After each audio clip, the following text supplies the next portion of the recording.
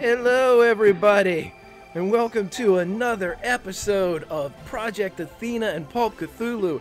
Hopefully, after the OBS update, I can be heard and everything is wonderful because who doesn't want to end their Sunday listening to this, right?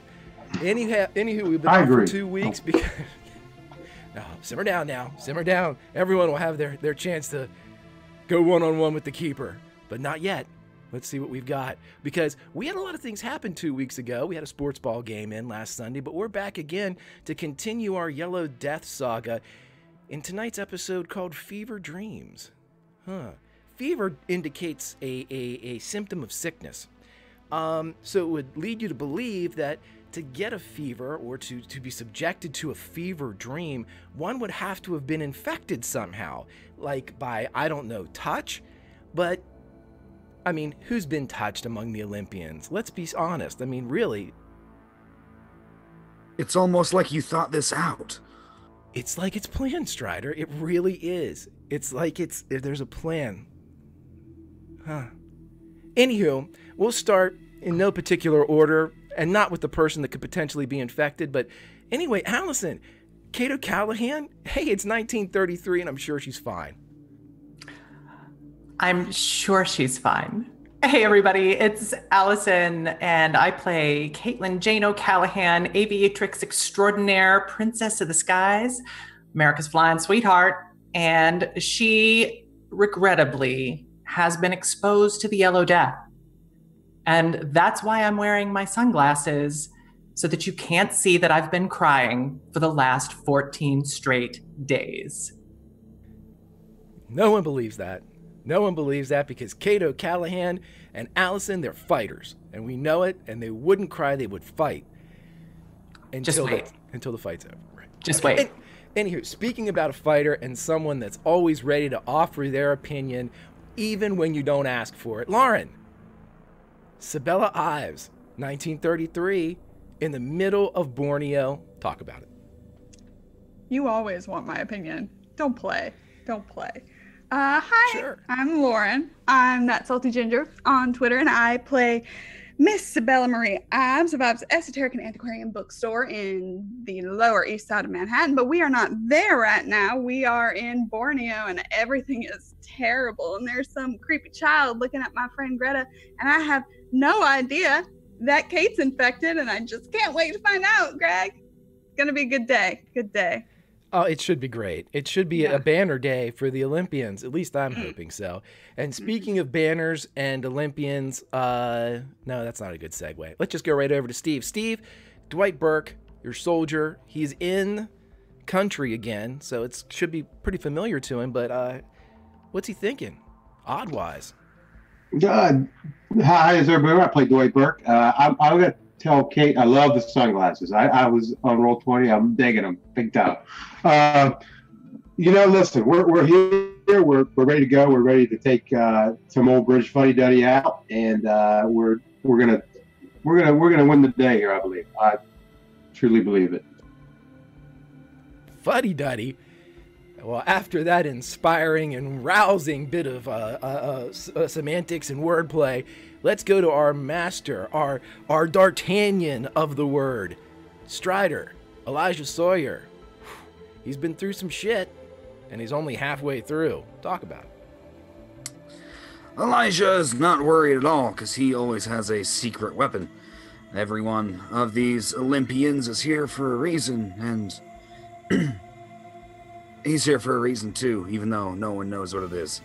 I am playing Elijah Sawyer, charming con man. Looking forward, it's going to be fun.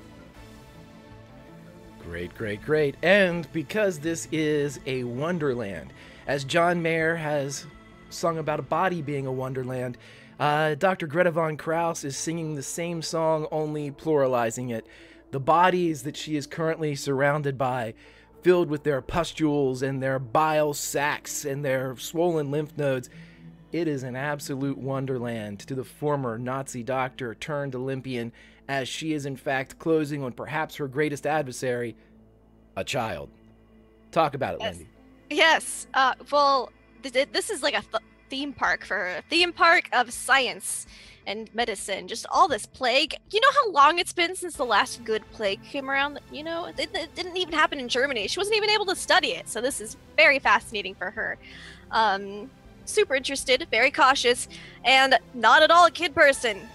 These tiny humans confuse her, and she is not all about it. But, you know, someone had to talk to the kid, and we are on a time limit. We have to be as efficient as possible. So, you know, yeah, I'm going to talk to this kid. Lindy isn't terrified at all. Greta's fine. Greta's just bored. It's cool. Yeah, she's a scientist. That's it. Yeah, we got it. She's rocking. She's rolling. She's ready to go. Well, ladies and gentlemen, we are here. We're back in 1933. You've met the Olympians. You've met their players. It's time now to delve once again into the heart of the darkness, into the very maw that is the Yellow Death. But before we do that, let's have a brief recap on what occurred in our last episode. As the Olympians arrived in Borneo, they crashed their plane, but as Kate will definitely tell me if I don't put the asterisks behind this, any crash you can walk away from, and they all did, unscathed. But they met a wonderful gentleman, a member of the British Army. His name was Captain Philip Lancaster. He was a very gracious host. He invited them to dinner. He allowed them to dine. He helped them out quite a bit in their preparations to go up the mountain and into the infected area, where they were going into the Caduceus Survey Team aid station to find one Ruby Foster, a potential healer, a potential Olympian-level special. And she is lost somewhere in this quarantine zone. So as they were, you know, just kind of reaping the benefits of the generosity of Captain Lancaster, they were summoned to the wall early the following morning, and there they saw in the distance the infected and quite frankly grotesque form of their chief villain, perhaps, Herr Joseph Dietrich. Joseph Dietrich summoned one of the Olympians forward. It turned out to be Kate. Kate went forward and realized via the conversation with Herr Dietrich that the Germans were not responsible for the Yellow Death, if he was to be believed. He also left her with a hermetically sealed box, which in turn made its way into the hands of Dr. Greta von Krauss. However, before there was a reunion of the Olympians, with Kate being on the outside of the wall, the rest of the Olympians being on the inside, before a reunion there had to be a confrontation, or perhaps a graduation to an awareness, as the rest of the Olympians became aware of the fact that Captain Philip Lancaster had a bit of a hobby. He liked to hunt people, and he's going to be hunting the Olympians. And as he drove the rest of the Olympians out of the cordon area, he met eyes with Dwight Burke, presented a black sand hourglass that he said counted down 6 hours. He also gave a grizzly trophy, a very fond eye, as he presented it to Dwight, in which it had the head of a woman. He said that he had given her a 6-hour head start, but had caught her in 7. As they made their way up the mountain after being joined back together and sharing the stories of Captain Philip Lancaster, they ran into a roadblock of some sort, as 2 felled trees crossed the path and made them abandon their vehicle.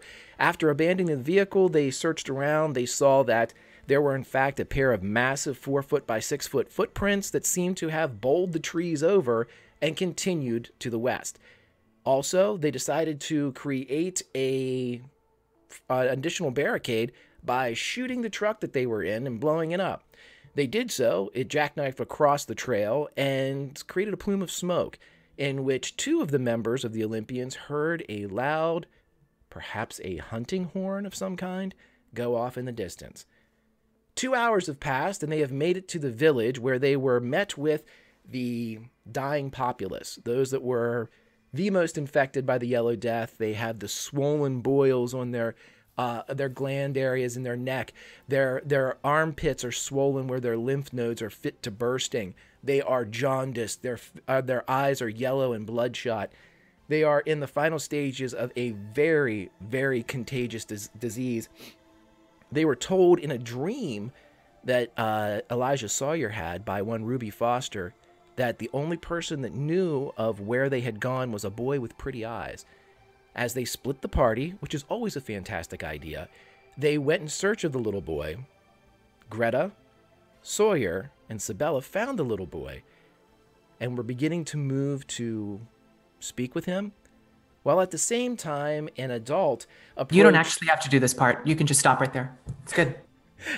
Okay. Well, no, I mean, you know, it's part of it. We kind of, you know, we can't leave it to dangling. As Dwight and Kate were standing there, an adult member of the village came forward, thinking that perhaps they brought aid, medicine, some type of charitable help. As he approached, the serpent gun was brandished. He believed it to be some form of medicine, perhaps a needle or an injection device of some kind. He lunged forward. Kate killed him, but as the dice always tell the story, a fingertip brushed the exposed flesh of Kate's neck. We ain't the Shriners Hospital. But before we get back to the potential infected, let's go now, delve back into the jungles of 1933, and let's take a... Yeah, I know, Roller, it takes forever. And then let's go to the trench and see what Dr. Greta von Krause has to say to the little boy who has turned to her, the little boy with the pretty eyes. Gosh. Hello there. Little Kinder. How? Hello. I am Greta. Have you ever talked to children before, Dr. Von Krause? Not really, no. Nein, I just... Well, I cannot tell at all. You are doing a wonderful job. Oh, I'm sure. As soon as you guys go back to talking to one another, as kind of Greta turns around and is talking to Sabella, when Greta, you turn back, the boy with the large eyes, the large pretty eyes, has turned back and is staring into the trench. What is wrong, little boy? As you are the only one at the top of the hill and can see the bodies, I will have you roll a spot hidden. Oh, this is gonna be great. I'm so good at this skill, guys. Spot hidden. Oh, that's a success. Damn right you're good at it. Okay, so as you kind of follow the large, pretty eyes of the boy, you notice that he is focusing on one specific spot, and you see a man and a woman intertwined at the top of the pile, and he seems to be staring directly at them. I see, appears your family has not been as fortunate as would be preferable. Perhaps we should walk away a little bit. Are you ill? Are you well? I am a doctor. Perhaps I could help you. You are about 15 feet when you got him the first time. He doesn't seem to be turning around now. Okay, I'll get closer. He didn't appear to be infected. I remember that from my really good spot hidden earlier. Right. Yeah, that's correct. That's why I'm getting closer. Okay. As you get around 10 feet away from the boy, he does turn again and look at you, but with the former spot hidden roll, you can tell he's not understanding what you're saying. He does not speak English. Sprechen Sie Deutsch? English. The large eyes narrow a bit, and he just kind of almost imperceptibly shakes his head. I'll try Latin. Maybe it'll be like the root, like, of something. I don't know. Do you have Latin? The Latin I do. ability? I do. Roll it for me, but this is going to have to be like an extreme to see if you can somehow kind of trigger something. Nope. Okay. I speak it from medical school. That's it. Right. Yeah, he looks at you, and the fact that you're saying things now in 3 different languages, his eyes narrow a little bit more as he seems to be a bit more confused, but he also seems dull. He seems okay. You know, I'm in gonna pull shock.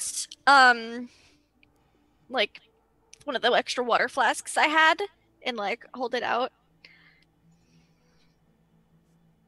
He looks and just blinks. He appears to be in a bit of a shock, doesn't he? Yeah. Okay. All right. I know how to treat victims in shock. You give them a kitten. He comes out of it, right? Oh, there you go. Don't worry, I got him around me too. Greta will turn to Spell and be like, he is in shock. I believe his parents are deceased. Oh. Greta will approach. She's mostly covered, and she's gonna kind of like, kind of try to stand between the boy and the vision, like what he's seeing. To do so, you're going to have to actually get in the trench a bit because he's right at the edge. Well, then maybe I'll just kind of try to like gently pull him away, like just kind of like how old is this kid? Like how big is he? He's a little underfed. I remember that much. Right? Yeah, he's malnourished, and it would be you could put him anywhere from really about 8 to 10 or 11. Okay, so small. Okay. Yeah, he's tiny. You know, he's like a little over 4 feet tall, very thin. Okay. If Greta's getting closer, I'm gonna start making my way closer. I don't want her to be closer by herself. I'll try to like maybe. Are you climbing? Are you climbing up on the hill with her? Yeah. So you can see down into the hill. I'm so bad with bodies. I know. I'm giving you. See how benevolent I am. How You're kind. so nice, Greg. You're so nice all the time. It's a genuine statement. God damn it. We know there are bodies, right? Yes. Yeah. You saw them from a distance. I said there's a whole body pit. Like, right. Like, oh, they're overflowing. How interesting. I mean, no, that would be stupid to just try and not look where I know the pit of bodies is. Just like. Really? You're walking up like this? No, I want confirmation that you are legit doing that. I mean, why not? I don't. Why not, Greg? Okay. You foiled Cthulhu. you figured it out. Yeah. No, just she gave me some heads up every time I feel right, Allison. That's it. How do you beat 7th edition? There you go. You know. I'm not trying to beat it. I'm just trying not to look at the place where it's like, oh, maybe don't look at the pit of corpses. Like, okay, so you want to get up there, but you don't want to. I'm going to make you roll a sanity roll if you climb up to the lip. That's just how it is, because the smell's going to get you. Yeah. You know, it's going to be like that. Don't look down while you're climbing. Right. Yeah, I'm just gently going to try to pull the boy away and be like, do you know a girl named Ruby? Ruby? When you say Ruby, the eyes widen a bit, and he looks at you with more interest. I nod, and I'm like, come with, and I kind of like put like a hand on his shoulder. Ruby, we need help. He looks at you. He understands Ruby when you say it, but when you get closer, he lifts his arms up as if he wants to be held. All right, Greta will kind of flip up the collar of her jacket. You know, button that top button. No exposed neck. Yeah, and then she's still got her mask on and her gloves on, and she's gonna be like, ugh, pick up as a kid. Okay, the boy is big enough that when you pick up the boy, he immediately wraps his arms around your neck and puts his head on his shoulder as if he is utterly exhausted. And though he still has a bit of height to him, you know, being 8 or 9 or 10, he weighs almost nothing. Yeah. And when you pick him up, it's just kind of like all limbs are just wrapped around you as the boy just kind of folds into you. I'll turn around awkwardly towards Sabetta. Okay, I have him. You're holding him, and when you turn around, I'd like you and Sabella to roll spot hiddens for me. Oh, another one. Good. Okay. Nope. Okay. You are fixated on the boy and do not see the person walking up behind the still in shock Elijah Sawyer. No. But let's cut back over to Kate Shock. and Dwight as No, we can wait. We're good. Go ahead. Just go ahead. Okay, so we cut right back over. The shot of the silent serpent gun has gone off. It has cauterized and decapitated the man that was coming at you. He had fallen forward, and the finger had lightly touched the neck of Kate O'Callahan. Dwight, I'd like you to roll a spot hidden for me to see if you even noticed that. I'm sure I did. How could I not notice that? Well, we'll see. Give me 1 sec here. That's okay. I've got a full glass of wine. I'm good. Success. Okay, so as it goes off, and you still had your 1911 drawn, you turned around and you saw at the last second the fingertip brush across the neck. And of course, Kate, you did feel that as it brushed across and the body dropped to your feet. You don't believe there was any other contact on the way down, but the finger did touch your throat. I immediately put my serpent gun back in my satchel and come out with the bleach that Greta gave me. And I'm just kind of pull the top off and pour it on my neck where I think he touched me. Okay. Dwight's going to start looking around to make sure that, did anybody notice that we just dropped this guy like in the middle of the village? You roll a spot hidden for me and hold the result until I come back to you.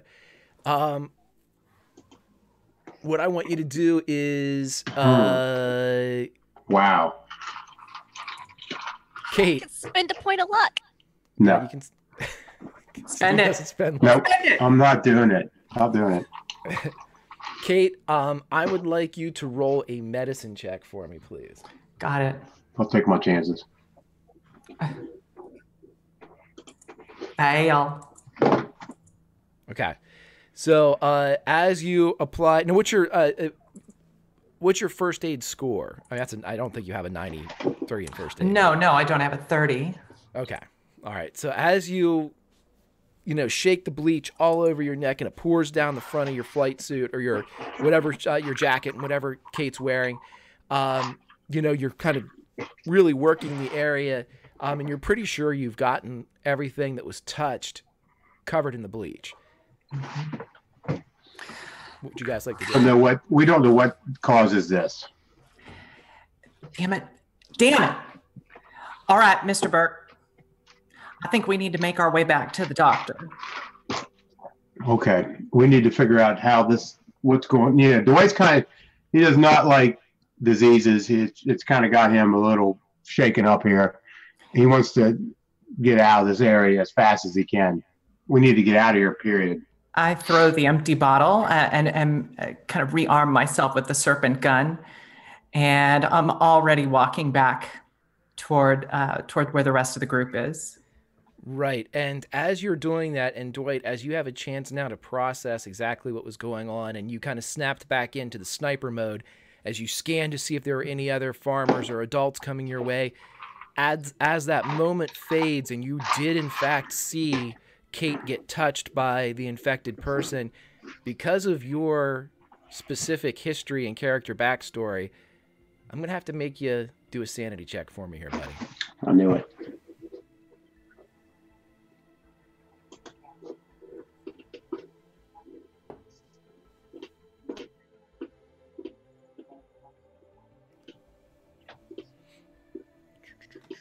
There it is.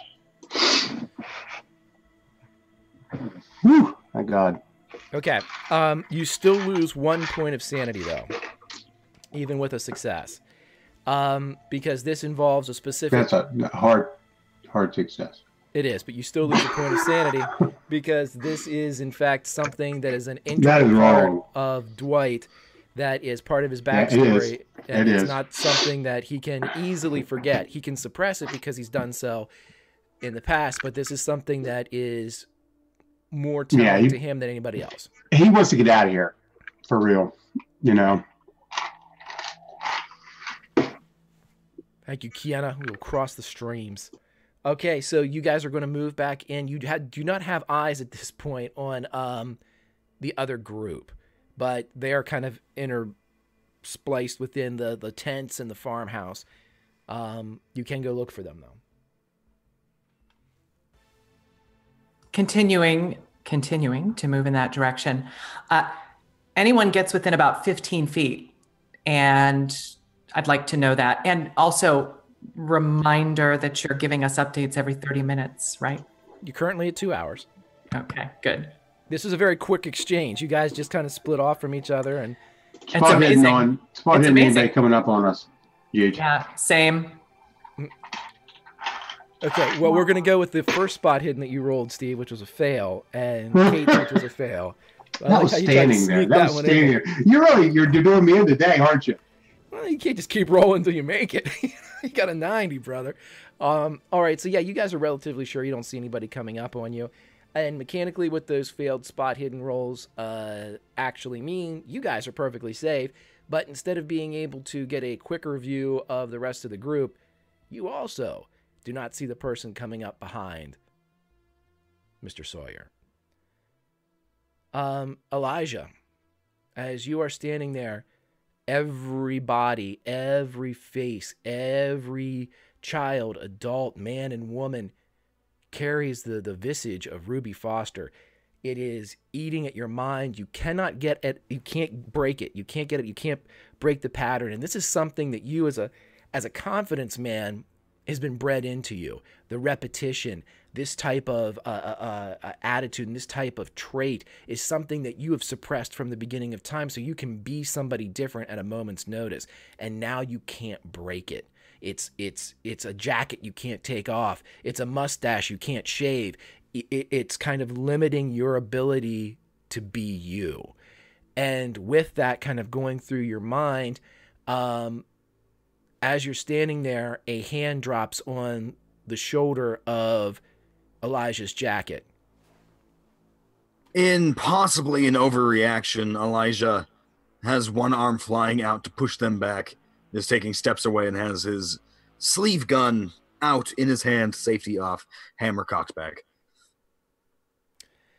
Okay, as you pull out the gun and the gun springs from your sleeve into your hand, and you're staring down the barrel at a man that is much older, in his 70s. Skin is wrinkled from the sun. I mean, weathered leather is the first thing you actually think of. He's staring there looking at you, and he says, "Do not worry, I am not sick." And he appears to be racially much like the bodies that you see around here, one of the native inhabitants of Borneo. It's not the sickness, friend. It's... I was expecting someone else. He doesn't lower the... he lowers the gun, but he keeps it in his hand. He keeps it cocked, more towards his side now. You startled me, friend. My name's Elijah. What do you want? Peter. And he nods to you and says, are you with the caduceus? No, friend. I am on my own side. He kind of looks oddly at that, narrows a bit, and he says, "They have not been back for over a day. They have returned to their camp. They have taken all of the medicine. Are you here to help?" Elijah bristles, thinks to himself before speaking for once, hesitantly puts the gun back in his sleeve. That is mighty unwelcome news. I didn't want to hear that at all. If, I think we might need to go speak to those fellas. He nods. "We need... the medicine that they took helps the dying. It doesn't cure anything, but they took it. They took everything. Back up to their camp and their machine. They said they were working on a cure." Now, I don't know much about cures, friend, but Lucky for you, we do have a doctor with us. Perhaps she'll be able to help you out more than I. At this point, he looks over your shoulder and he sees Greta coming down carrying the boy, and he says, "Buddy." And the boy looks over for a moment. He still seems shocked. He still has that vacant, like he's looking just over the man's shoulder type of look. It's more of an audio registering than an actual visual one. And he looks up for a second, looks at the man that identified himself as Peter, and then Bali puts his head back down on Greta's shoulder and seems to fall asleep. And at this point, Greta, Sabella, Sawyer, you all are together talking with Peter. And at this moment, around the corner come Kate and Dwight, as they too have kind of met up. It's a very small village. You guys are... immediately look to see if Peter has any signs of infection. Sure. Do me a medicine check here, because you know what to look for now. Yeah. Ooh. Is he infected? He seems okay. Okay. If anything, he would be in stage 1. Stage 1. Okay. Yeah, but he doesn't appear to be doing any of the telltale signs that sore throat, pain in the back of the head. He doesn't seem to be favoring. And he knew the boy's name. Mm-hmm. Okay. As soon as I see the others, I stop. How far away am I? When you're at about 30 feet. 30 feet? Okay. I just stop there for a second. I wave. I awkwardly hold a child. I point at Greta holding the child. I know body language, friends. Something's got our captain spooked. Well, it wasn't a pit of corpses, at least. Hopefully not.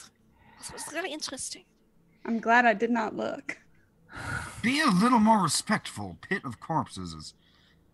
Wow, that This is what rich. it is. Dr. Von Kraus. Overflowing, even. Doctor, Yeah. I can see that you're busy, but I'm afraid I may have been exposed. So, did you apply bleach to alcohol to the area of infection? I did. I poured bleach all over it, and she kind of holds her back to show the part of her exposed skin where she's been undiluted, touched. so it's probably like super reddish pink. Yeah, I see Yeah, that. it's like staining her jacket. Where it... like that's super important right now. Thanks so much. I'm so glad you thought of that. I mean, it's nice.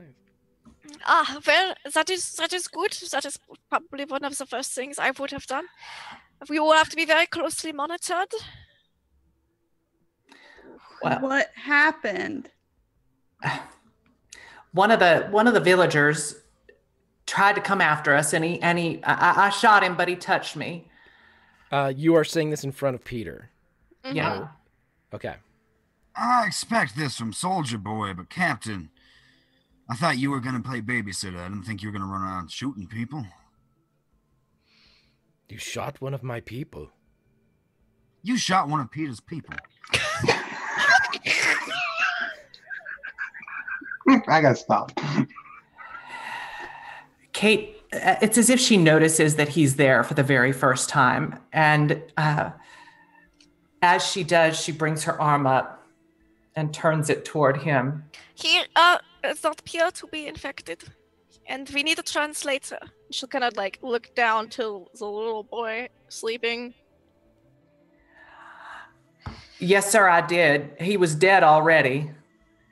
I put him out of his misery, but not before he could get a hand on me. The people at Kadusha say they are working on a vaccine. We are unaware of it until you just spoke of this. We are completely unaware of what Kadusha is. How is this fucking disease transmitted? I do not know. I'm not a doctor. We Everyone believe that it is sick. transmitted via touch, from what I have observed.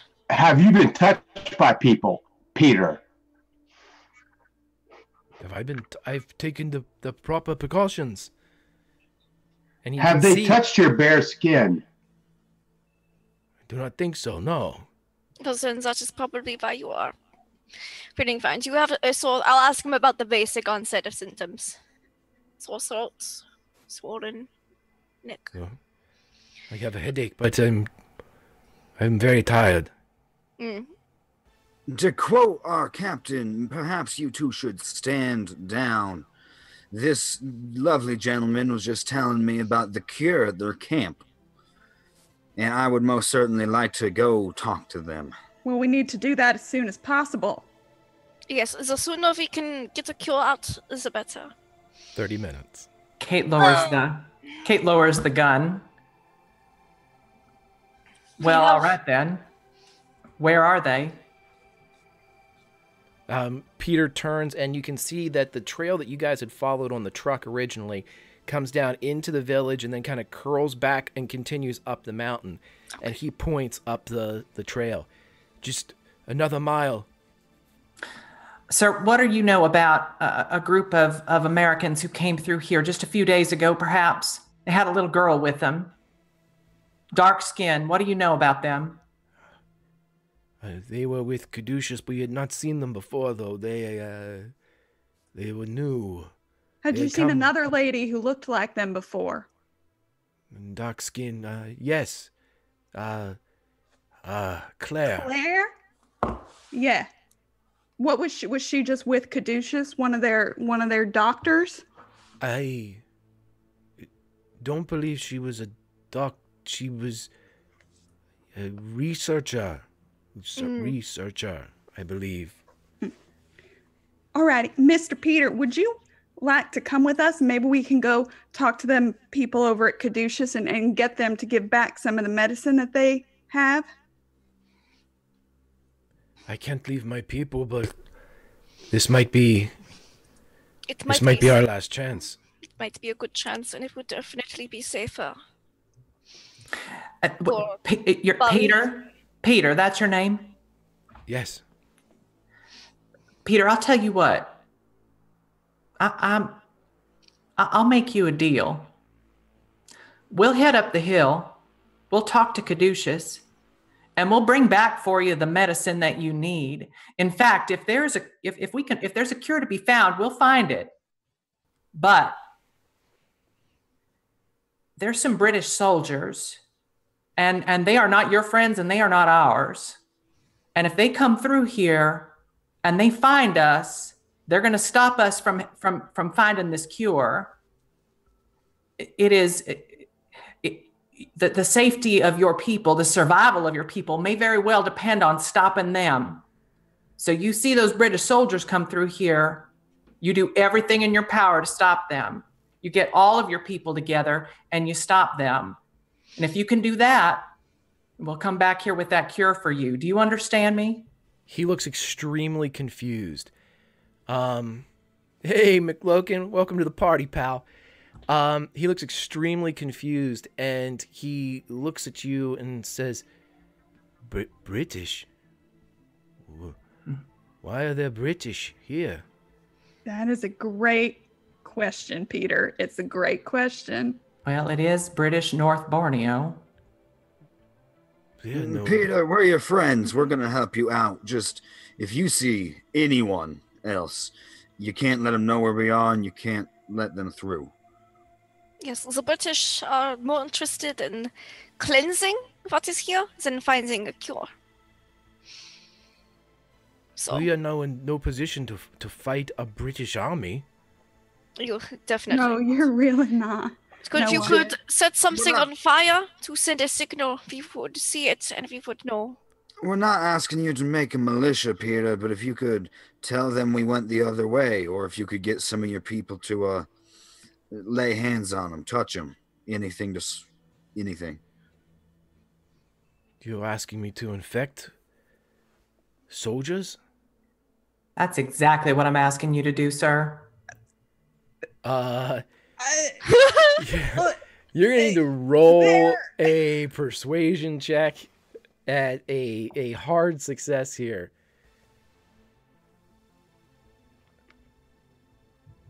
Yeah, he seems to kind of nod his head like he's accepting what you're saying, but not that he has any intention of doing it. He's Sure. Okay.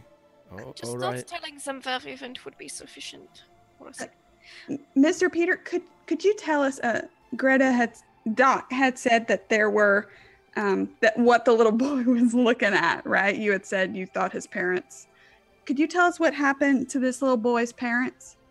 You seem to know him. Bally's parents have died. They were one of the first. One At of the the- mention of his name again, he kind of perks up, and you realize at this point, Greta, that he's not sleeping so much as he's in a daze. He Okay. kind of is closing his eyes, and then, at any kind of recognition, the conversations in English, he just doesn't understand, but when his name is uttered, he looks up. And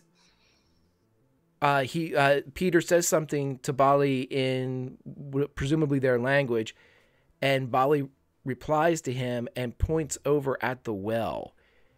And Peter again says something questioning. You hear a repetition of the same words that he used before, and Bali shakes his head and points again to the well. And Peter turns and he says, I don't know if this will help, but 4 days ago, Bali saw the woman, Claire, putting something in our well.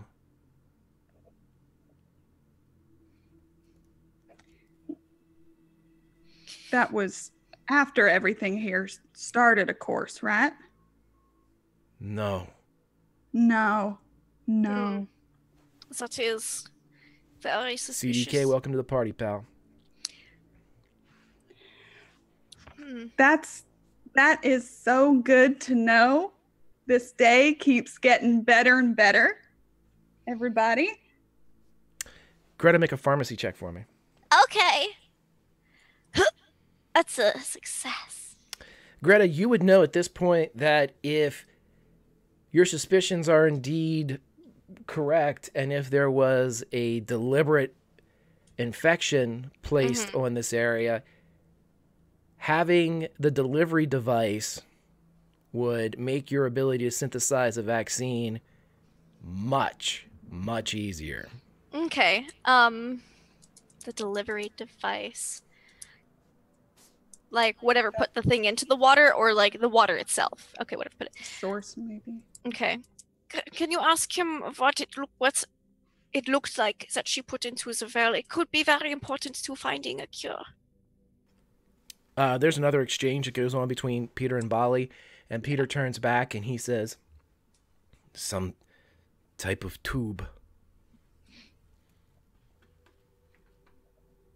About how big? He again exchanges, and Bali for a moment takes his hand away and pulls his hands around your neck, and he indicates a size between about 6 and 8 inches long. Okay. That is very helpful. Huh. And he said it was at night? Keach, can I do a spot hidden? Okay. Sure, yep. I need you to ask him one more question from me. Yeah. Ask him to tell you what he knows about a little girl named Ruby. Yes. That He would be be- also very... Yeah, he begins to talk to him, and you hear like Ruby intermittent in the native dialect, and he nods and he responds.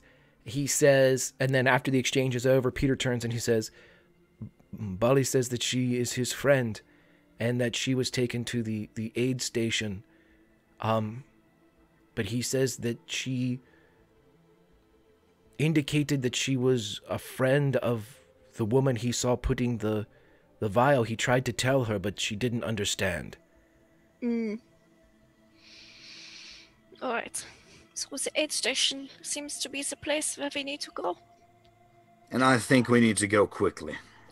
All right. Do not, if she puts something into the water, do not drink the water. She'll pull she had extra water skins or canteens. She'll give one with the bleach and iodine and the fruit in it to make sure you both only drink this. Yeah, and she'll give one each. Because I made extras because I was thinking. Okay. There's something wrong. And then I could someone look in the well to see if anything is obviously wrong. No, I mean the timing again. Mm.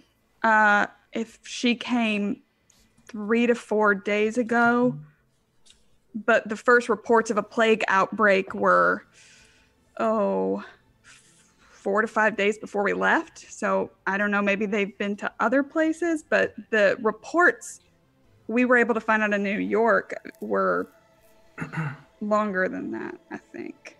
Mm-hmm. Can I roll a psychology check to see if Mr. Peter's lying about any of this he's saying? Sure. Ooh. Mm. No. Seems on the up and up. Okay. Well, that's good. Hey, Pike, we'll cross the streams, brother. Can Dwight? I did say it aloud. I will allow one more person to do it because we're not going to just take shots with Olympian level stats until someone. I didn't ask to roll it. I got a 50. Okay, who rolled first? Looks No, Elijah rolled. Elijah. Good job. Yeah, he's lying. Note taking. But Bali knows something's up because he did describe something. Okay. But something Let's just is say there's getting something lost in the translation. Yeah. Okay. Mr. Peter, you are a good man. You're looking out for your family and your people here. And Bali's obviously been through a bit of a trauma. In fact, everyone here has. But even though we're strangers, we're the only folks trying to help you right now. And if there's any information you have, any little bit of anything might be important to us, even if you think it was benign. Is there anything you're not telling us? His eyes narrow a bit. I cannot think of anything. No. How'd you learn English? Like, what's your history? I was raised by Christian missionaries. That's where I got my name, Peter, for Saint Peter. Mm-hmm. How do you know Bali? I've known him since he was born. Mm-hmm. Mm-hmm. That's nice. As all of this has been going on, just for the record, Kate reached down to the chronograph on her wrist and started a stopwatch. Just want to make sure that I'm very much aware of how much time has passed since I was exposed. Okay. You can retcon that to do it as soon as you were touched if you want to. I'll allow you to. Yeah, okay. Great. Well, they're talking still. Can Greta, how far away is this well? Not very far. 25 feet. Can Greta, look into the well? Sure. Roll me a spot hidden, yeah. Do you want to, or do you still have Bali in your hand? Yes, I have not put him down. Okay, cool. Nope. I don't see it's water. What I'll tell you this is you can see kind of down about 10 or 15 feet, and you do notice that it's a well by the standards of, hey, here's where we go to get water because it's dug down into the table. It is not like a set stone fitted mortar type of well. This is earth, and as it goes down, I mean, it looks like you could climb lower if you wanted to. I am not athletic. I will not do so. As I see the doctor doing so, Mr. Burke, why don't you go see what you can see down in that whale? What? Take a look down in that well and see if you see anything unusual. It might be helpful to us. Okay. Yeah, Dwight will do it. He will. He wants to get out of here. He's he's looking around. He's antsy, So he'll go look in the well. Okay, so give me a spot hidden. I did. Success. Okay, yeah, you're looking down and you can actually see a little bit. You're able to kind of shade your eyes a bit and use the reflective light of the sun, just sniper tactics to kind of give yourself a better angle as you kind of circle around the well. And you can see the water down below. And after a couple seconds of looking, you see what appears to be some type of tube floating on the top of the water. There's a tube down there. If I could get the tube, that would be infinitely helpful. Yeah, Dwight kind of cracks his neck like I just did, and he's like, Is there something we could extend down? Is there a bucket? Is there a bucket next to the well, like on the rope? Greta, I'm gonna have you roll a luck roll. A luck roll, okay. Because a lot of stuff's been used here. Yeah, recently. there's definitely a bucket with a rope next to it. There is a bucket with a rope and everything. And because you got such an extreme roll on the luck, I will also tell you, this bucket has probably been touched by a ton of people. As has the rope. That's why we wear gloves. Latex. Yeah, I'll pull out a handkerchief. Which were invented by 1933. Yes, they were. I learned that a couple episodes ago. We learned so much about each other. Yeah. History. I gotta bring disease into this thing. Yeah, so she'll pull out a handkerchief because we're all wearing the gloves. She'll pull out a handkerchief and wrap it around or and hand it. Could you get it out? Wraps the rope with this handkerchief, just to limit your exposure as little as possible. You asking me, Doc? I am. Our arm is full of child. Yeah. you are Carrie Child. I agree. Yeah, Dwight will grab it. He just wants to go. I mean, he wants to get out of this area as fast as possible. We can leave. Anything. I have the tube. Do I have to make a dex check, Gage? Are you going to do that to me? Am I going to do that to you? I'm not going to do it to you, but I'm going to make you roll one. Yeah, because you're lowering it down to hard success. Okay, after 2 swipes in there, you're able to, just like at the local Dream Machine arcade, you can grab the bucket and as you pull it gently up, the tube slips into the bucket and is floating in the half water level of the bucket. You may pull it up, and as you do, you have retrieved what looks to be a sealed delivery device that apparently probably had some type of water soluble cap on the top of it, and just conveniently enough, you see just barely impressed along the side is the Eye of Caduceus.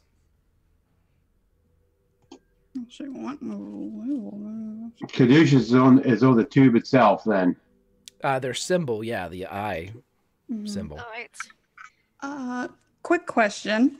Can I tell anything about the language that Peter was speaking to Bali?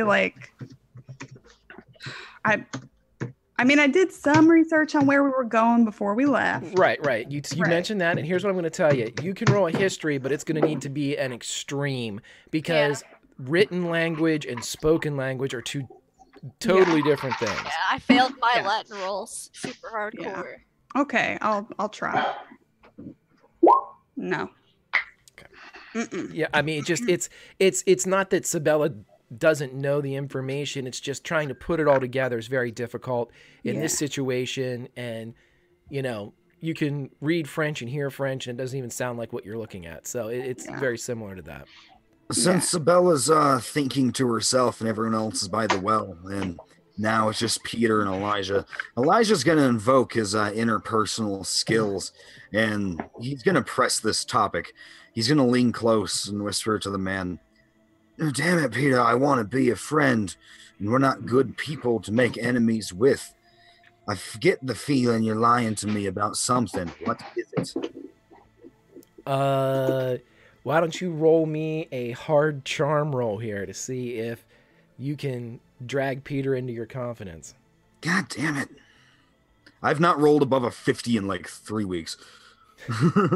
He looks at you and he kind of matches eyes, and for a moment you see a strength in there that maybe hasn't appeared yet. And he says, "Are you threatening me?" shoot him in the foot, then ask again. Sorry. It's just...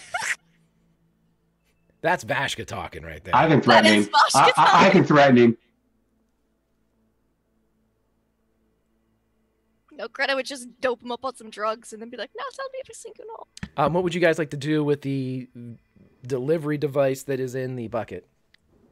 Well, we obviously need to take it with us, but I don't think we need to take this bucket with us, so, still got our gloves on. I would have, like, some sample stuff in my medical bags. I'd be like, would it fit in any of my test tubes or bags? Let's roll a luck roll. Let's see if you brought Okay. one that's big enough for it to fit. I did. Hey, you did. You packed a gallon-sized Ziploc. I'll, like, reach, like, one-handed again, like, reach into the bed, like, the bag, and, like, open it up, and be like, just pour it in. Grab it with the Greta, handkerchief. the luckiest former Nazi ever. Great. Yeah, she'll take, like, the handkerchief off the rope and, like, pick it up and just put it and the handkerchief in the bag and seal it. Okay. Yeah, you get it in there. No dex roll required. You drop her in. Can I pull Elijah aside? He is toe-to-toe with Peter right now, but you Okay, may he's surely still, go up there. no, if he's still staying there, it's fine. I will just stand here quietly, I guess. Sure. Do I need to get a hard success if I push that roll, or what do I need? Well, here's how it happens if you decide to push it. Yes, you would need to get a hard success still. If you fail, I get to create a consequence. I got an extreme.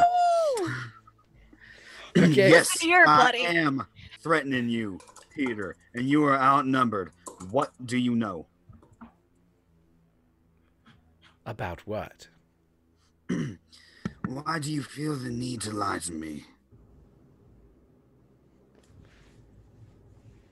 You people walk into this village, you shoot a member of its populace, you want us to become an army to fight the British, and yet you ask this man a question like that. Interesting. Roll spot hidden for me, please. Success. You're not real sure, but for some reason it looks like this guy's teeth are starting to turn into needles. They're starting to narrow. And for a moment you are drawn to Peter's mouth as his, it almost looks like for a moment that the wide part of the teeth are turning and becoming face forward in the narrow. It's a very bizarre optical illusion. And as he keeps talking to you, he starts to look younger and younger. What would you like to do, Elijah? Elijah prays for just a moment that his sanity is intact enough that he's not just hallucinating this, but he's going to shoot him in the head. Okay. Then I need you to do two things for me, as this gentleman is in fact getting needle teeth and is in fact becoming younger. I'm going to need you to roll an attack roll and a sanity check. How about you stop that? Does he get to roll that sanity check with advantage since he's still on morphine? Yes. Thank you for the assist there, Kate. Why is he making a sandy roll? Oh my It's the god. least I can fucking do. That's a fail. 1. As you watch this metamorphosis occur through the haze of the morphine, and your attack goes off a second later as you realize, fuck this. And as you pull the trigger, you see the gentleman's head rock back, and then it comes back in line, and you see a smoking hole right above the left eyebrow, and he says, Second shot. "Why don't you tell me your secrets?" Give it to me. I'm going to fan the Again. hammer. Like, that's more than one shot. I'm point blank anyway. Yep, you can take 2 more. Oh! Oh, there we go. I love it. Give me that second one just to see what we've got. Mwah. That's a success. Okay, so as he leans in and says, "Tell me all of your secrets," you immediately don't even let him finish the line, as the second shot takes him point blank in the throat. And it's not like it seems to do him fatal harm, which it should have, but it blasts him back into a collapsed tent, and you see his arms flail for a second as he gets wrapped up in the tent. You have a moment here to, obviously everybody turns and sees you gun down Peter, and as Peter gets gunned down, Bali, his eyes go wide, and he starts to try to push away from Greta. Nope. I hug him. Okay, Greta, you can roll me a strength check. I'll let him go. Yeah, you roll me a strength check with advantage. Ooh, with advantage. 53. Yeah, you've got him. You can hold him down. And then what I want you to do is I want you to roll a persuasion check straight up. And this is just... Oh, Jesus. Instead. Yep. Me? A persuasion. Yeah. Can't I just shoot him up with like a lot of morphine or something? No. Oh, yeah. If you want to drug him, sure. Yeah, I'd rather He's a drug baby. him. Yeah, drug his ass. Drug it. Yes. I'll give him a child-sized dose of morphine. Just How about you try persuading him first and then do that? Don't tell her what to do. you A know what? child-sized I dose will- of morphine. I will. You Don't are give him a your chance. own doctor. You can do Huh? whatever you'd like. You are your own doctor. You may do whatever you like. I'm not good with children. That's what you do with children when they get out of hand. You're like, here's some drugs. Yes, you give them morphine. That's Yes. exactly what I do. I work with him. Believe me. That's what they did back in the day. Oh, you have a toothache? Here's some cocaine. Like, morphine was a child calming down drug in the 1920s. I'm not arguing with you. I That's what think they do now. I'm just gonna. Okay. Brings me back to my childhood. Right. And he's underweight, so I'll give oatmeal him and like the morphine. dosage for like a 6-7-year-old. Knock his ass out. Okay, so you're doing this on the fly, trying to keep him down, and then Yep. you're going to inject him. Yeah. I need you to roll a hard pharmacy check on this because this is some next level shit you're doing here. Hard Doctor. pharmacy, or do I use a crit? Oh gosh. I think. Oh. We are being hunted, and crits are We're good gonna- against people that are hunting you. That's true. They are getting against people who are hurting. I'll try to roll pharmacy. I'm gonna fail now that I said it. No, Oh! I do it.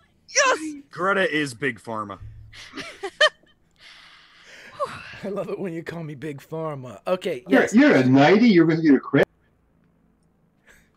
I'm should hit it very hard. good with. Okay, so Biogen. expertly, you're able to hold him, lock him in with one arm, as you do, perhaps test subjects that weren't necessarily Children are willing so before. much easier to work with than hobos. They're so much lighter to hold down with one arm while you shoot them up with the other. Right. And as Greta doesn't explain this to anybody, Nope. she expertly gets the ampule, kind of shakes out a bit, puts it in, loads it in, and is able to fire it in with her offhand. And the boy doesn't even feel the injection as he just kind of, already in a weakened and exhausted state, he just kind of becomes more docile and calms down. However, Does this he is have an all advantage on sanity rolls, Cheech? Sure, yeah. Valley is protected. As all this is going on, Greta, you're kind of out of action as you're doing this for the next several seconds, as the rest of you turn and see Elijah gun down Peter as he falls back into the tent. But however, you will all do see movement still coming from the tent as legs are kind of kicking up and arms are moving, and all of you saw him put 3 shots into him. And we didn't- KKK, snake gun. I'm What? on my way. What happened? Use your words. You're so good at them. Shoot him. That's not helpful at all. I find that's as clear and concise is very helpful. Good job, like. Are we rolling initiative? Nope. Kate's stepping into range to be able to take as many shots as possible. Okay. Kate, you step forward, and a moment later, Peter pulls up, and you see that Peter now doesn't look anything like what he formerly looked like, or how you met him, as he is his head is shaved. He might be 30, 32. His teeth are needle points. Sabella, you do, however, recognize this person. Literally all I wanted to know. I just As- heard about these people. This is very fascinating. Yes. as being a former cab driver in the Lower East Side that had been conscripted by one Thomas Mueller, but not really. But the one that you met did have hair. This one, though, is shaved. You would think that it might be the same with a haircut had you not made a lasting impression on the last one that kind of ruined his head shape forever. So, Kate, are you taking shots? Mm-hmm. You may roll. You're close enough to roll 3 for me, so go ahead and blast away. Nice. Head goes off the shoulder with the first shot. An extreme success as the smoking holes that were produced by the 3 point blank and expertly placed shots of Elijah Sawyer seem to have no effect, but as the energy disperses silently from the serpent gun, the first shot that fires is very reminiscent of the farmer that was killed moments ago when you first entered the village, as again, for the 3rd time in a row, a head disappears from the neck up as the blast takes it and removes it from existence. You see for a moment the arms kind of work independently, and they reach around. One even goes into a pocket, comes out with nothing, and then the body falls and still remains twitching on the ground. Isabella, is that one of those needle tastings? Yeah, like I was telling y'all. So fascinating. She's gonna and like the kid's asleep now. Just all calm. You've seen one of those before? Yeah, I blew a head up of one in my shop. How? With my gun. What the fuck is going on in this world? I'm holding the kid and looking at this corpse. I'm like, okay, as soon as and because I love doing these so much, Lauren, I'd like you to roll a persuasion check, and anybody and Elijah, you can roll a psychology check. Yeah, I'm gonna roll a psychology too. Can it be charm though? Because I said it in a cute way. Sure. Can we just get the fuck out of here? Yep, somehow she has a good gun, man. Oh, it has to be by degree though, What right? are we even rolling? I don't even know what we're even rolling. Yeah, I don't either. I'm with you. You guys are both. I'm rolling just for the fact I failed. To see if she actually blew the thing's head up with a gun. It's dead.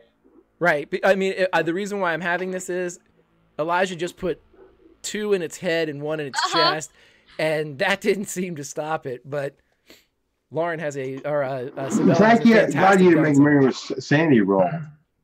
What's that? What's that? Thank God you didn't make a sanity roll. Same team. Right. Okay. So as you guys are finished here, what would you like to do? And at this point, I'd like you all to roll listen checks for me. Oh, I would like to pat myself on the back for my good note taking. I don't listen well. I'm too busy being like, she used her brain to blow up his head. Mm-hmm. What are you talking about? I would never. And taking samples, probably. Gosh, we all suck at listening. We all failed. That's so great. Okay. Okay, so you guys are all like, oh yeah, we yes, perfect. Everything's taken care of. Everything's fine. Can I just take a quick sample of this thing? Of the headless corpse? Yeah. Yeah. You tell me what you want to do, because it's time dependent now, because another 30 minutes is just. She's gonna be quick and dirty. She's just gonna take like chunk of something, so she gets maybe some flesh, some blood, just whoop, stick it in the bag, go. So we're at 3 and something. Yeah, like a finger or like a chunk of thigh, just something, just scoop, carve it out real quick. Okay, I'll let you get a finger or some thigh if you want it. Okay. And that's all. Just real quick and dirty. Something to study later. Yes, Lauren? Sawyer, did he sound German when he started talking to you close? German? No. Can't say he did. I was less listening to his words and more looking at his pointy teeth. Kate, I don't know if I've ever said this, but I'm glad you're on my side. Well, Mr. Sawyer, I'm glad you're on my side as well. I think it's time for us to head up the hill and say hello to our friends at Caduceus, don't you? We need to start moving. I have many choice words for them. Let's do it. Kate steps out in front and she's making sure to keep enough distance between her and everyone else that there is no chance in hell that someone's going to touch her. Right, that someone will make somebody roll something and see if they stumble into her or anything like that. Oh, yeah, because sometimes, keepers do that sort of thing. Not our keeper. Right now, we're still friends, Greg, outside a game, but I mean, it's like we're like here. So I'm just saying. It's been 2 weeks. We have a lot of aggression. Let's take the kid and go to Caduceus. Let's do it. Okay, so as you all are moving and heading up towards back on the road, you're able to get up there. I mean, you still see the same number of people. The shots that have gone off from Elijah apparently have drawn no attention. Everybody left in the village, with the exception of perhaps Bali, they're very weak, either from serving the needs of the fallen or being sick and dying themselves. And as you all pull out of the village and are starting to leave, it's at this moment that you guys feel like a shaking in the ground. Just like a tremor. Are there any vehicles or ponies or anything around that I can spy? Take a look for me. Spot hidden. How about Any me? ponies? Yes. Yeah, how about Dwight? Oh, hard success. Let's go with that. You see just kind of hidden beside the farmhouse, the actual only permanent structure in this area, there looks to be an old, like a Model A Ford truck. That's all you can see from your current vantage point. We can move faster. Friends, I give unto you Ford. And I point over. Ford? Oh, das Auto. Yes, Das Auto. I like it. Easier to track, but much faster. I mean, he knows where we're going anyway. I think faster's good. I'm less concerned about Mr. 3 Hours right now. I'm more concerned about Mr. knocking trees over and leaving giant footprints. Well, sure. I mean, it's a rotating list of worries. Also, if they are gated, it's a survey camp. We could ram the truck through it. My life is a rotating list of worries. I'm so sorry. Quit your whining, Mr. Sawyer. Get in the damn truck. Kate's in the driver's seat. Yeah, we knew we were worried about disease. Let's get out of here. I'm not worried about an old man. Each one of the Olympians has a skill, Miss O'Callahan, and mine is whining. He is a Nova level whiner. Nobody say anything. Fucking Nova level. Perhaps we should 90 on that. All right. Are we going? Yeah, okay, so you guys are going down to the truck? Yes, looking for keys in the sun visor or... They're dangling from the ignition, and this is a Model A, so technically there aren't keys in it at all. It's just kind of a crank and a start. Okay. Shows my knowledge. Right, so you will have to, and this is a very, very, very, very simple motor, but the crank in the front doesn't turn the vehicle on, but I will allow anybody that wants to do like a mechanical repair roll to see if you can't get it started. Doctor, would you be so kind as to assist? Yeah, I can.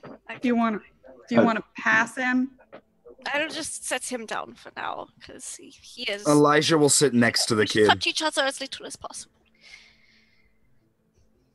I will assist. The clanking of the auto. Das Auto. Wherever the kids sit down, Elijah will sit next to him. He's a sleepy boy. Mm.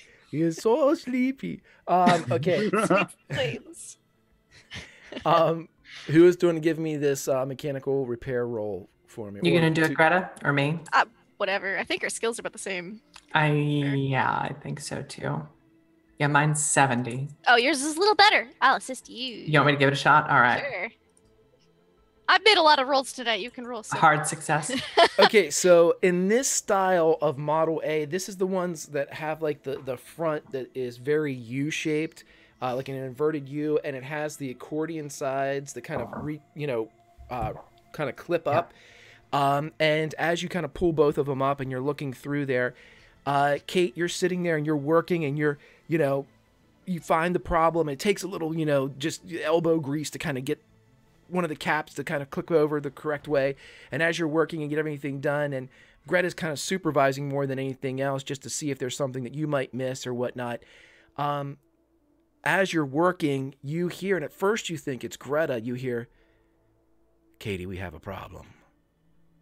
And when you look up, you look through the engine block of the Model A Ford, and you see Jack Parsons looking back at you, and he says, we got a big problem, Katie. Kate shakes her head for a second, blinks her eyes, and refocuses. Is it still there? Yeah, Jack's still there, only this time you're kind of huddled over the engine of Calamity Jane, and you're back in the workshop in California, and Jack is now standing shoulder to shoulder with you, and he says, he seems intent on you and not on the plane in front of you, and he says, she's running hot, Katie. Well, Jack, I'm not seeing it. I think we're within normal operating parameters here. Still trying to kind of get a hold of herself. A little bit unsure. He doesn't touch you, but he kind of engages your gaze by moving down in front until his eyes are locked directly on yours. She's running hot, Katie. You blink, and you're back at the Ford just as you crank it, and it turns over. And this old engine kind of cuts on as it begins to... And you reach up, and you realize that there's a good bit of perspiration coming off of your head as you wipe it across your brow. And... Do I notice this? Perspiration. You're I'm not monitoring sure. her for plague symptoms, so you know. You're not sure why. Maybe it's just bending over like this, but the back of your neck hurts. Kate looks at her chronometer. How long has it been since she was exposed? About 45 minutes.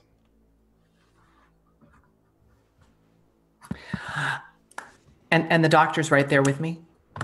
Yep, Greta's right there. Doctor, I just saw something that I should not have seen.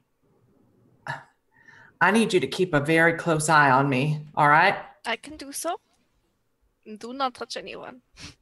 If I start exhibiting any, I'm gonna regret this, any impulsive tendencies, like I'm talking to people who aren't there or reaching for something that's not there. So, impulsive tendencies, is that perhaps are a bit more abnormal? Sure. Yeah. I just need you to knock me out, all right? I can do so. All right, let's go. Plenty of morphine. Welcome to the club. Dwight wants some morphine. Anyone else want Why morphine? does everyone want to be on drugs? I want morphine. I'll Right. take Sabella's share. I did not say you could. If everyone is doing it, then I will think about it. Keeper, can we get some morphine? Peer pressure. I'm not a dealer. You have a doctor and a physician. How about a on site. pusher? I might be that, but I am not an actual Greta, dealer. anyone who asks for morphine, Greta will give I'll take some morphine. a dosage. Because Dwight's already shaking up. I'll take another one. Yeah, how is Elijah? I just dosed him up like less than an hour ago. Y'all Yeah. can take it while we're Yeah. driving because we are already going. He's fine. Yeah, I would give it while driving. I'm And sitting. I'd be in the back with the kid. Because it's like Yeah. a flatbed truck, right? Yeah. Yeah. Dwight's upset. He wants some morphine. Kate, where are you? Driver's seat. She's driving. Who's beside Kate? Nobody. Okay. I guess me.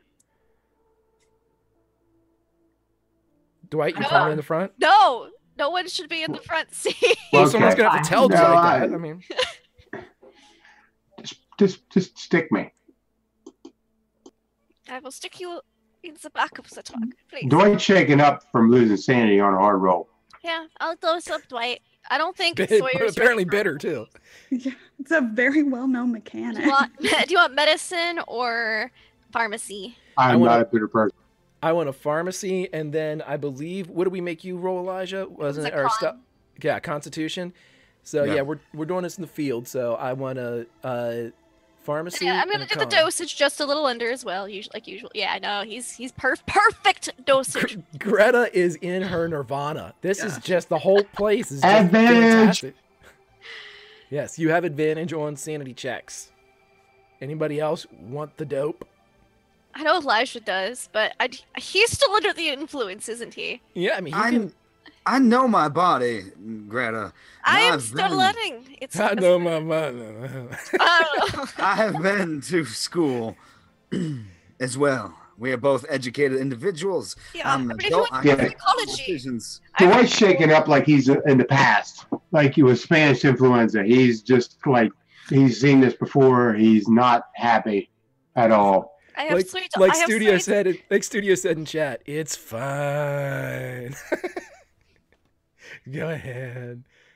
So yeah, if you guys want to do it, we'll do it. Greta will say, I'm keeping an eye on your dosage. This is the first time I have given you something that is not experimental. Until I figure out your exact metabolism rate, you will do another dosage shortly.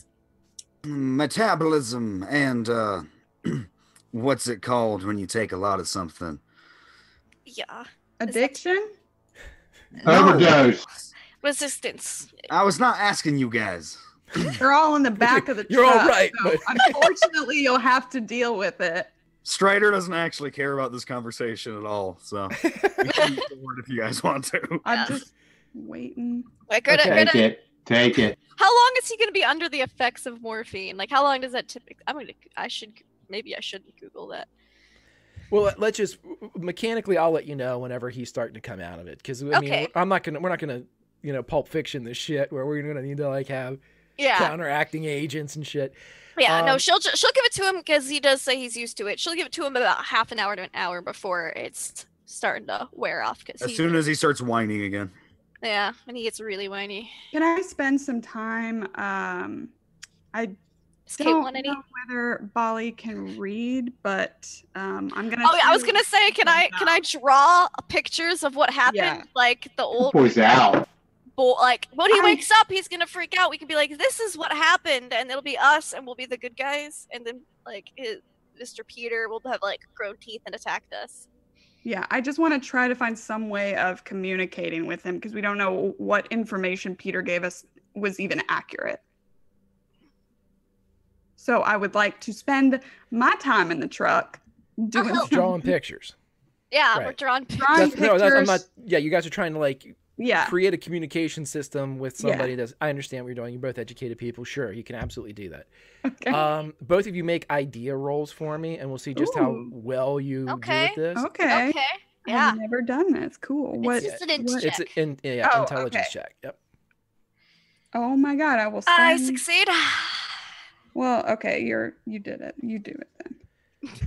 Yeah, Sabella, you're both sitting there. Childbearer.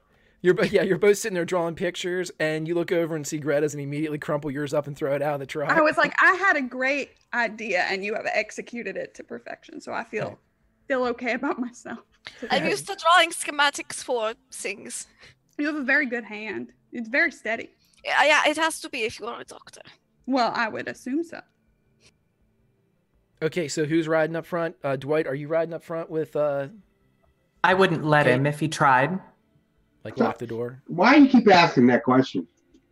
He wants us to hit a bump in the road and hit Everybody- There's plenty of room in the back, kid. Everyone's in the back of the truck except Kate, which has been established. Okay, so you guys are driving up. Yes. Okay, as you're driving up with the How does the the most- truck sound again? it's from Roger Rabbit. It's a Roger Rabbit. Stick to the dinosaur noises, man. Right, I know. Hey, come on. Everybody's I okay. love the Okay. truck noise. Everyone's being mean to Craig today. You guys need to calm I down. just Fine. wanted to hear the Why I are was happy. people in being the front? nice. No, Greg's doing things. Greg's a big boy. He can handle it. Greg's doing things. He's running the He game. is. He knows he is. Even I think you're all overreacting. Okay, so you guys are driving up, and as you're driving up, everybody roll another listen check for me. If you're outside, Kate, the glub glub of the truck is just too loud for you to. I'm refreshing. I'm gonna spend that 1 luck point. What's library you, Steven?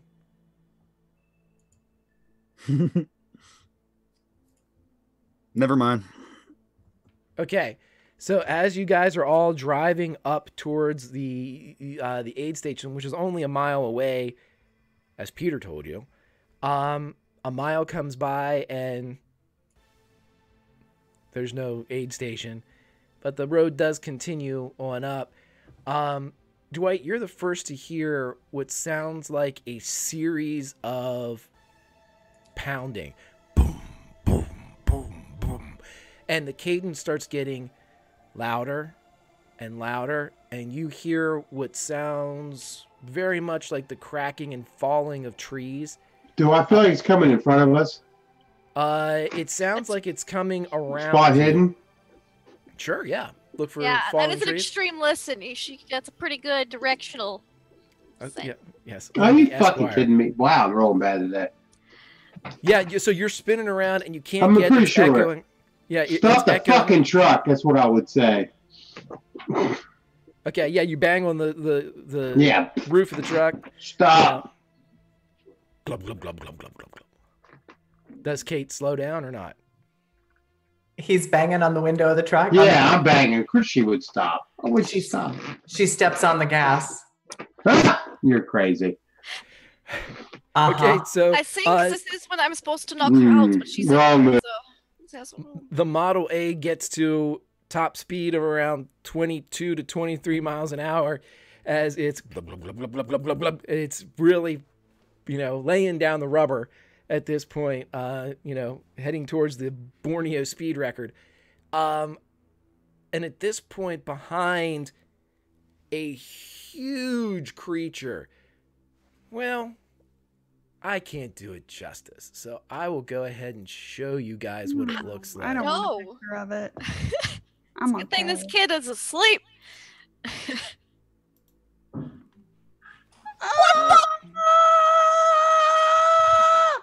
Everybody at home, if you want to know what they're screaming about, it's this. The fuck? How cute. I don't like that. Greg. Well, it's a lovely creature. How big is it? It's I guess roughly. that is a truck for reference, isn't it? Isn't that nice? There's a Oh! truck right there to kind of give you the whole That's great. Okay. shebang. Awesome. Yep. So what I'm gonna need you guys Dead to roll do. extreme. What I'm gonna need you guys to do is everybody in the back. I'm gonna need you to roll sanity checks. If you're doped up on morphine, you get advantage. How about not? Well, let's just go ahead and humor Oh me. my god. Oh my god. I Stop. can't roll today. Oh my God! 200s What in the a row. fuck? I don't want to roll now. Yeah, I'm. Okay. Holy shit. I'm fine. You're You see the size of those teeth. I wonder what animals they twisted and mutated into this. Two Roll 100s and a picking 1. favorites. Yep. I guess I'm rolling manually. All right, so we've got fails from Sabella. Hell yeah. All right, so let's do Sabella first. Me and Dwight are fine. I'm not scared of this thing at all. Good is like fascinating. Okay. That's 2. Uh-huh. That's 7 for Oh, Elijah as he. Catalyst? I should Fumble. gonna die. All right, fuck this thing. Oh, that's right. That was a fumble for Sabella, so that will be 4, Sabella. I'm sorry. And I'm still worse off. That makes sense. Okay, so that It will seems to be coming after us. give you another temporary insanity. Your That's other a good one is question. faded. The other one is faded, Ruby. The one that you saw Ruby everywhere. Elijah, you're having a very difficult time differentiating between all of the voices, all of the personas in your head. You know, Jean Jacket and Chrysanthemum and all of these different shields that you've created for yourself over these years. And they all seem to be rushing forward to help kind of, you know, hold the door, bar the door as your mind is beginning to give way beneath this onslaught of insane things that you've seen. And as they rush forward, you realize that one by one, they're taking control without your permission. So Derelict and all of these creations are now, the inmates are running the asylum. So that's what Friends, you have to do. Do you see over there what I see? We can certainly take it. That's no problem at all. What are you talking about? That thing is terrifying. Kate, slam on the gas. We can take it. It'll be fine. You guys, there's a big thing in... And I'm scared. fantastic, brother. As this thing turns and looks, and you don't know with what, as it reacts. With its general forward self. It begins to boom, boom, boom, and it's running now in open ground towards the truck. Okay, can I? Or we can roll initiative. Well, yeah, you are in a sec. You're going to do that in a second. As we cut back to Kate, who has gone full throttle in Calamity Jane, as she is flying through the California sky, banking and swinging and moving the prototype craft, while in her ear, the voice of Jack Parson can be heard talking with somebody else just off of the microphone, just off of mic. And he comes back on and says, "How's she handling, Katie?"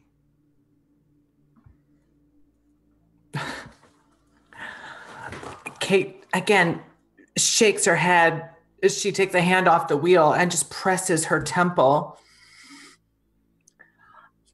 Jack, I think she's just fine. Just let me go. And she presses the throttle to the floorboards. Katie, I can't let you go. Jack, we've been through this. We don't have time for this right now. Just let me fly. Katie, I'm really here.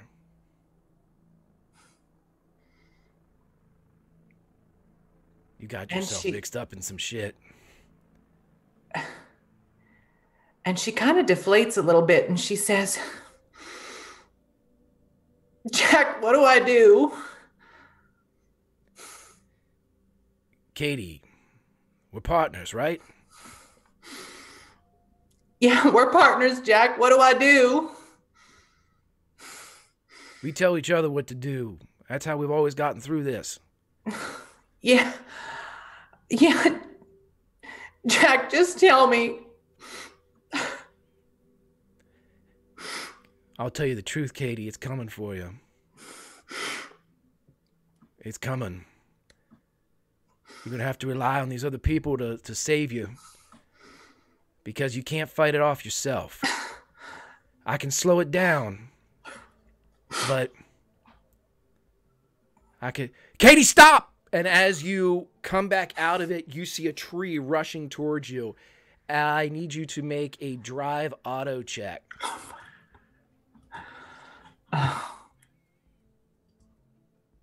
Hard success. Love it, man. Fucking Kate O'Callahan, everybody. So, Kate, as you come out, as he tells you to stop, you hit the brake and spin the wheel, and you're able to not only keep the vehicle from crashing off the road and into the tree, you're able to actually keep it on the road. For everyone in the back, I would like you all to make dex checks with advantage because you're down in the actual bed of the truck. Greg, will you let me take the one luck and make that an extreme success? With the drive? Yep. Yeah, absolutely. And I'll tell you what will happen if you do that. All right, I'll take it. Okay. Sabella pulls back out. Everybody holds on as all of a sudden the truck rips around the corner, and just as it rips around the corner, the creature leaps and goes right past where you were and crashes into the same tree that you would have just hit, as it turns and shakes its massive top portion and turns back around, and the top portion splits and it roars into the air as everything kind of echoes throughout the entire Borneo forest.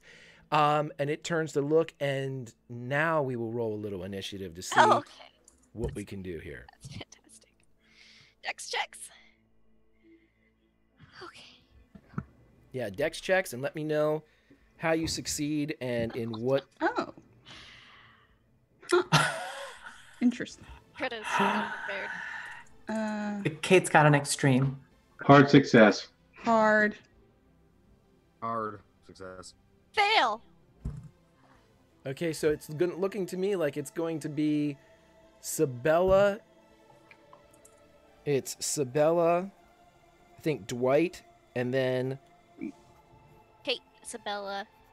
Yeah, Sabella, Kate's got 17. Yeah, Kate, Sabella, Dwight Sawyer. Me. Right. Right. Whatever the hell that thing goes, and then me. I'm last. Yeah, we'll see what it's gonna do here in a second.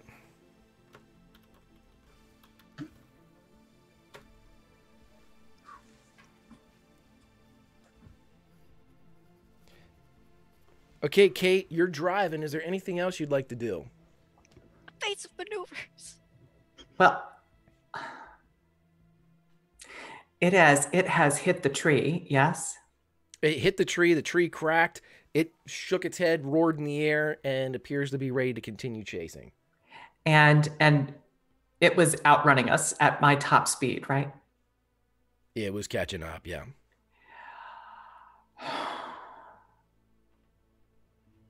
Can I, with my extreme success, get off shots at it? I will allow you to fire the serpent pistol behind, but it's gonna increase your level to hit it, as you are currently driving and firing behind you. It's like difficult successes instead of regular successes. All right. Yeah, I'll do that. How many shots? I'm gonna give you one, because this is a hell of a shot, and you got to be kidding me with this shit. How many extremes is that for Kate tonight? About as many as Greta's had. That is We're on a fantastic. roll. Okay, so as we always do with extremes are nat 20s in Cthulhu.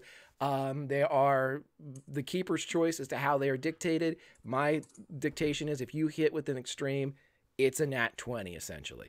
So what I want you to do is, with the damage result of 1, that's not great, but what we do is I minimize that, and I'm going to have you roll an additional d10 just to see what we do. Got it. Give me a second. Okay. There you go. So for a grand total of 5 damage, but as she's driving, she expertly shoots back through the back window just as everybody kind of moves out of the way for a second. A green blast zips through the window, goes back, and you see it strike the flank of this creature as it roars and kind of shakes one of its arms for a second. Sabella, what would you like to do? Well, we don't see any eyes, correct? Correct. Okay, then what I'd like to do, because is try and figure out, like, if it's how I think it's operating. Do I think it's doing it through sound, which is my impulse? I don't know if that's like what that would be, if it's intelligence or occult, or like what it would be in general. But that's what I want to try to do so I can communicate more effective strategies to the others. Okay, yeah, let's make an intelligence, like an idea check. Like you're just trying to figure out if you can see sensorially how this thing is doing what it's doing. Yeah. Success. Okay, so let me take down the GUG so everybody can see the. Okay, so you're thinking just in this first kind of reaction that it might have something to do with sound. That your initial instinct was correct. that with the absence of any type of visual indicators, that it's got to be either sound or touch. Perhaps a combination of the two, maybe like a vibration. Mm-hmm. And that's about as far as you can get in the couple seconds that you have to just kind of review and look at it. I think Dwight might have been right. If we're real quiet, it might not be able to track us. Katie? Yeah, Dwight. that's it. Dwight, what would you like to do, buddy? My turn. Well, you don't have my Thompson on here for some reason, but I'm going to open fire with the Thompson. You can use the grease guns on there, correct? Same mechanic. Stream. I'll just literally blasted that thing out of existence. You gotta be straight shitting me with There's this. no Dice scream. tell There's the no story, shit. You baby. tried to screw me tonight, G's, and I threw it down. The dice tell the Gauntlet. story, baby. That is unreal. Okay, We're so like, we can't play with you, Gug. There is like a play going on. There's the other one. Greg, you're going up against the Olympians. What did you expect? oh no, I love it. I personally love it. This is my favorite thing. You guys kicking ass is what I love. Okay, so with the extreme shot that's gone on, okay, that is going to be 12 damage. And what I need you to do now is, that's 1, 2, 3. Because you got off the first one as extreme, that means that all 9 shots of the grease gun hit, just like with the snake. So I need you to roll me, I need you to roll me 7 more times. It doesn't matter if they hit or not. I'm just getting damage. So go through, okay.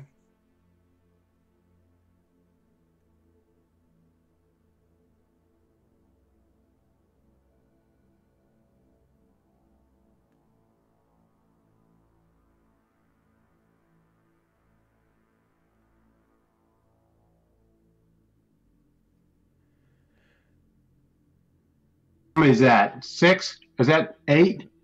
I think that's it. One more. Let's just go for it. 72. I just annihilate it. Yeah, it was 1 too many. Let me see. Okay, we'll take away the 5. Okay, yeah, I had it stopped at because there was 12. Give me one I second. thought I had one more. 18, 27, 31. Jesus Christ. Yeah, hold on. 36. Yeah, no, hold on. 1, 2, 36, 3, 43. 4, 5, 6, 7, 10. Yeah, yeah. The last one didn't count, dude. He's just trying to add up the damage.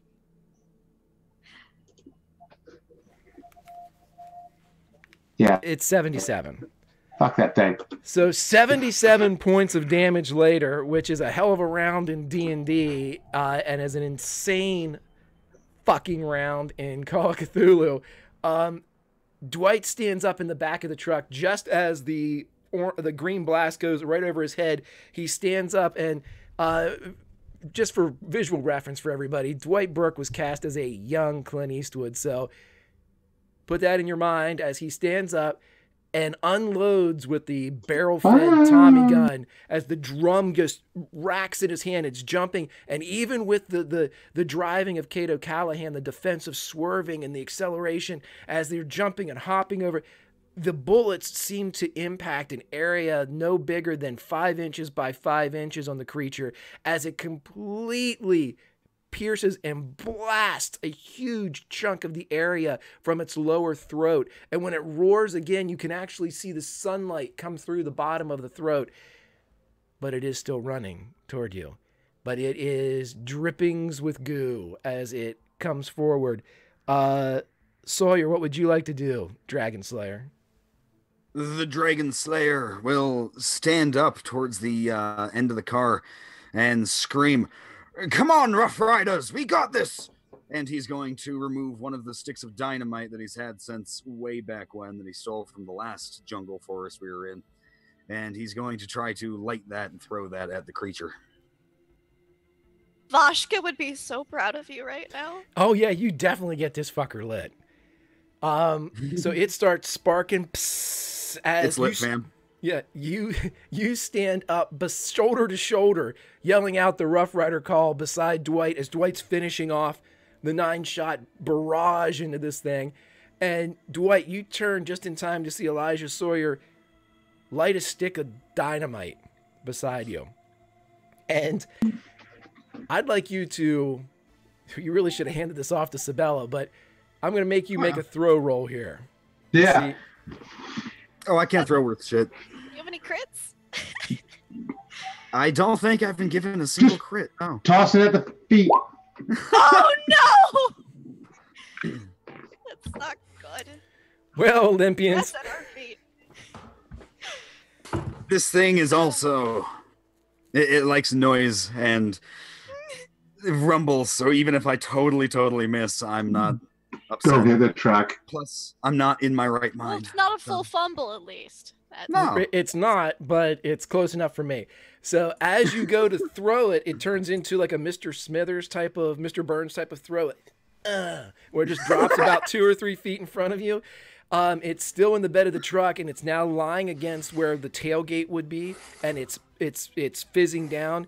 Greta, you turn and watch this thing roll to the bottom of your boot as it's sitting there. Can I throw it away? Come on, Rough Riders! I don't know how to throw things! You sure can. I'm gonna use a Please. nat 20 on it. Yes. Thank I don't God. wanna give Oh it my to God. Dynamite. He's just like, and it goes, and she's just like, ah! Okay, so with 99999. 9. Right. So with an expert pitch that would make anybody in the That makes Sabella a little jealous. right. This was the best throw on Borneo so far. It eclipsed the life-saving lifesaver toss as the Don't do dynamite, that. the dynamite, don't take it away from her, right? The dynamite stick floats through the air and it zips closed just as it drops inside the mouth of the creature. And that's where we'll end it tonight. Oh gosh! And We then can I pick up duck there. down. I duck down immediately after throwing it because I don't want to. Yeah, I don't want it to like rain on my face. Just like pull the coat up, duck down. Right. So as all that happens, as it goes in, right before that silence, before you have that explosion that goes off, as everybody waits and everybody kind of peels, and anybody that can see this, Dwight, Elijah in his mania, Sabella, who is monitoring the creature, and everybody turns and sees it kind of swallow down. Kate, as you're driving, Jack Parson turns back into the seat and looks at you and he says, I think they got it. And that's where we'll end tonight. Ladies and gentlemen, my Olympians, if you ever doubted their godhood, all you need do is go back and watch this episode and know that the gods of dice and the gods of Roll20 favor their own. They bless their brothers and sisters with rolls that would make even Zeus weep at their incredible power. I have never seen in my life rolls like this. Never. Even the 2 back-to-back hundreds were anomalies. Unreal. It's great. I love you guys. I love being back. I love playing in Borneo. Allison, how's Kate doing? I'm not sure. I just think I need some psychotherapy like right now. Doctor, can we have a little, like maybe can we just take a moment? Damn. Oh my God. That was incredible. I don't think I've ever experienced anything quite like that before. I lost for words, and that's saying something for Kate and for Allison. Thanks so much for following along, everybody. Thanks to this amazing cast for letting me be a part of this. And until next Sunday, you can find me on Twitter trying to find something to say at Allison Robinson with 2 L's and a Y. Catch me on Wander Quest and on God's Fall. We recorded a whole half of a season yesterday. So look forward to some new stuff coming out. And I cannot wait to talk about this with y'all in chat in just a few moments. Thanks, everyone. Have a great week. Awesome. Awesome stuff, Allison. Okay, let's go over to Sabella. Sabella, it was a trying episode, but I think you and I are a perfect team, and as long as we have each other's back, I think that we can make it through this. I really do. Who are you again? Greg. My name's Greg. I do love you, Greg. Okay. Yeah, I'm excited for next week and finally figuring out what the heck is going on here. I am Lauren. I'm that salty ginger on Twitter. You can find me tomorrow DMing on Encounter Roleplay at 1 p.m. EST and playing in City of Mist with 6 and 20 Metropolis with Video Store Cowboys on Tuesday at 8 p.m. Eastern Standard. Now, of course, that's like the JV team for City of Mist is the Tuesday night version. I really can't take any more tonight, Greg, but thank you. Well, no, I'm just letting the audience know that that's like if you want to see like a beginner's RP, it's Tuesday night, and if you want to come back on Wednesday night on Unmade Gaming's channel, you get to see the vets. But that's neither here nor there. That's really just kind of a tip for everyone. Let's go on over to Steve. Steve, Dwight, still salty about the 1 point loss? And that was bullshit. You know that. I wrote a hard success. I can't believe I lost that. But listen, everybody does. I just love everybody. We've grown so close. Follow all these people. I'll just tune in when I'm at work. I'll just throw on Twitch. And I saw Strider the other night doing his thing on DM. And follow everybody. Lindy, she's always involved in something. Allison, Lauren, you, everybody, follow them. They're just awesome. I love everybody. We have such a great time. They've become real close to me. So follow everybody. Everybody's doing great. Thank you. Thank you, brother. And yes, up to the DM of Sands of Zahir on Wednesday evenings. Strider, Elijah, he's losing his mind, brother, but luckily you've got a couple dozen in there. Hopefully it'll hold up. What do you think? Oh, I want to paint one last scene, end the session right. Tree branches are whipping by overhead. There's silence as this creature's in the background. And Elijah spins around, balancing on this tailgate, a manic look in his eyes. And he points back behind him and yells, 7! I'm having a great time. Abe Rudder is shitting himself. Seth Lapod has been stricken silent. Jean Jacket is impressed. Chris Anthemum's in his element. Derelict is terrified. And Elijah does not know what the hell is going on. So join us next week. I think I finally get to do all my silly voices I've been wanting to do. And hopefully Elijah gets back to America so I can retire him safely, somewhat, just a little bit sane. Fingers crossed. I love it, brother. I love it. Yeah, doing the spew of voices was fantastic, buddy. Selfishly, I did it for me, but I loved it. Lindy, Greta, you know, this whole place is a wonderland with her 18 extremes that she rolled tonight. Did you count them? I don't know. I don't know. There was a lot. It was quite a bit. This is like Disney Plague World for her, man. She is just like, oh yeah, pile of corpses. Fascinating. Wow, look, I've never seen a creature with anatomy like that before. Like, nothing has faced her here so far, which is really just, I guess, a testament to how kind of messed up Greta already is. And I mean, you guys saw, well, for those of our comrades who noticed, she's maybe experienced in holding down people and injecting them with things. It's a slight possibility that's something related that's in her backstory. But oh my gosh, so much fun. I am loving this. It's so weird playing a character who's actually super into all the horrible things that are going on, rather than just like, oh no, fuck this shit. She's like, this is fascinating. It's a completely different player perspective, and I'm loving it. You can find me online at Laugh Love Lindy. We'll be here next week for more sciencey doctor stuff, hopefully. And to see this thing get blown into smithereens. And yeah, just Twitter, Twitch, Instagram, all that good stuff for Dungeons & Dragons video games. Awesome. Yeah, briefly, I will let everybody know that this is my week of Cthulhu. Tonight with Pulp Cthulhu, tomorrow on Encounter Roleplay at 4:30 with Reign of Terror in French Revolutionary France. Tuesday, we have Tomes and Tentacles drops, which is the new podcast for Encounter Roleplay. Lindy is in it. Don's in it. It is fantastic. It is the best. Will is the other player, and it is keepered by Ben Counter, who is utterly fantastic. Please check that out. And I tell you what, it's been a night. The Olympians have had their way with Borneo. We'll see how they finish it up. We'll probably be ending the season next week. Then we will be starting a new season after a time jump. But until then, please take care of yourself here in 2018, and we'll hold down 2013. I like it that we're living. Yeah, you hold down 2018. We'll take care of 1933. But please join us back here. Not like the Olympians need your support, but boy, oh boy, they love it when you watch them roll these extremes. Guys, take it easy. See you next week.